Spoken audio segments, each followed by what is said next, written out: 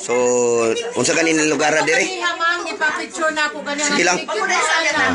Nata sa kuang karon sa Martinez, Mati Davao Oriental.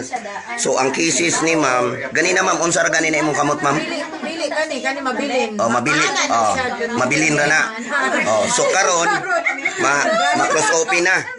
Oh, so pila ka minutes lang ma'am? Pila ka minutes lang? Mga 10-15 Oh.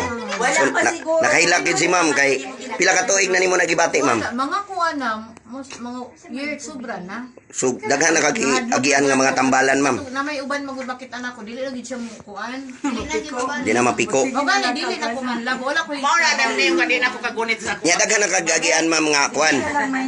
Daghan na kag-agian nga tambalan nga nag Oh nya diri sa cream ma'am pila lang ka minutes ma'am, di ba?